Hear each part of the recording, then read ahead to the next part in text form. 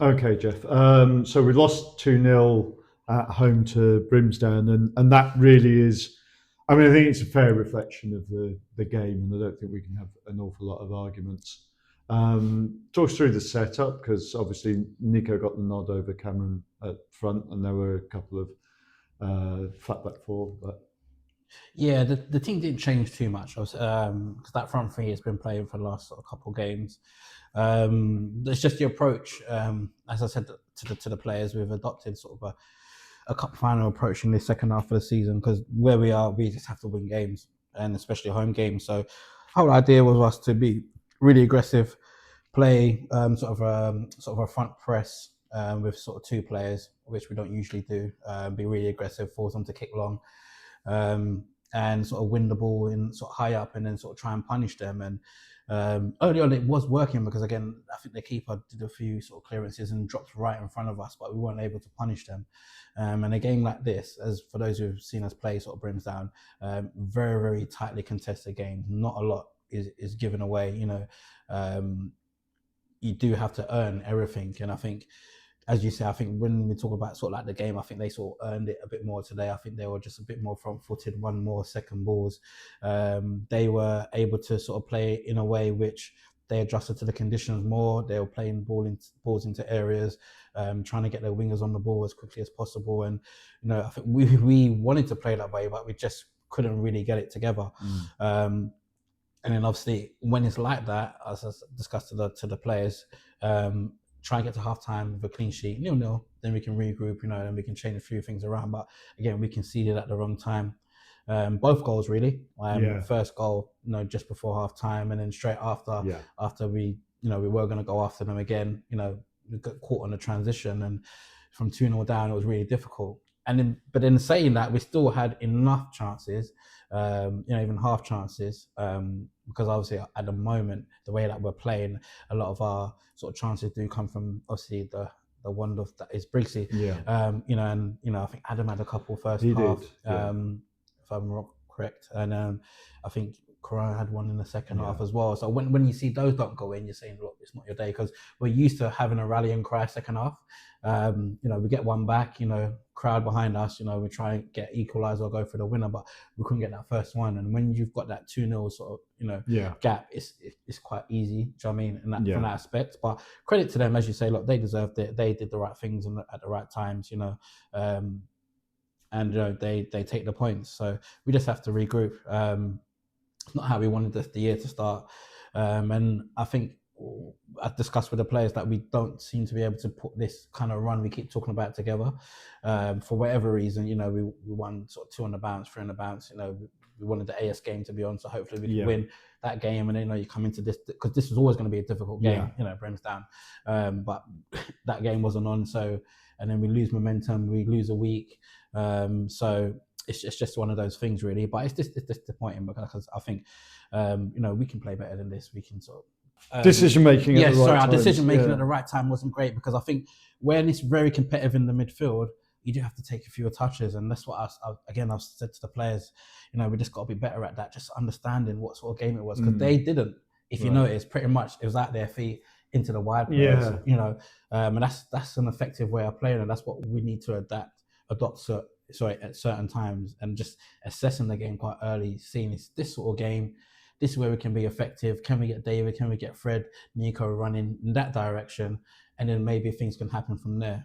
A traditional long-league game. Traditional long-league game. I think, they got their wingers into the match. The 7 and the 17 were quite integral. The 14, obviously, in some ways, they did the job that we were supposed to be doing. Really, true, and that's what I said. They were playing pretty much how we wanted to play, and that's what it was going to be about today. Who adapted to conditions, whose game plan, or who was able to impose themselves on it. Because, like I said, we're very close teams in terms of our play. The 3-2 game, remember they were 2 up, we came back 3-2. Yes. You had the 0-0 game with the Vars, went to penalties, you know what I mean? So it was always going to be that sort of game, of fine margins. And as I said, they took their chances well, and we weren't able to sort of hit back. All right. We've got a break from the league next week as well. So we're away at Tooting back in the London Trophy. Nowhere near Tooting, as I've said before. Yeah. But, so chance, that obviously we up until this point it's been a midweek competition, but is this will you go and we've used it to rotate the squad? Is it going to be the same sort of team as it was today, or is it a chance for? I think we'll try and obviously go. Sam's probably out for 2 or 3 weeks. We'll try and go as strong as possible. I think it's our last cup competition.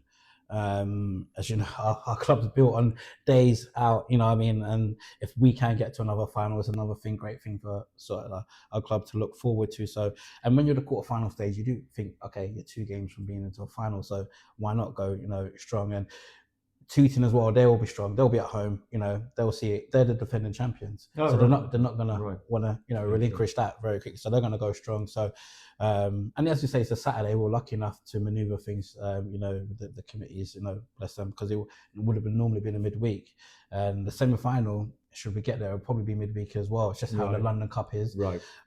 So it's the last cup competition, so we got to go for it. Do you understand? And where we are in the league, unless obviously things change dramatically, is looking like we're just trying to solidify a playoff place, if we're honest, because Hutton, they're not going to lose it as it stands. I mean, things change in football, as you know, but Hutton don't look like they're losing too many games. Newbury, they're still up there. I know Lima, I think, lost today, but again, it's just very up and down. Yeah. And but more focusing on us, unless we're able to put, as I said, a sort of an 8-game streak together to really put pressure on the top, we're always going to get to a point of we'll win 3, then maybe, they maybe draw the loss or lose that game, and then sort of that deflates the team, and then we've got to get back up, get momentum, and then we're back again. So that's what we'll be unable to do this season in terms of put a massive run together. Maybe a 5 or 6 streak, and then the 7th game would probably be below par. So that's something obviously we got to look at, to see utilising sort of maybe the squad maybe a bit better, or analysing the opposition a bit better and saying, okay, these are the players we need, this is the player for that, because we're at the business end, and that will probably give us a better level of performance. It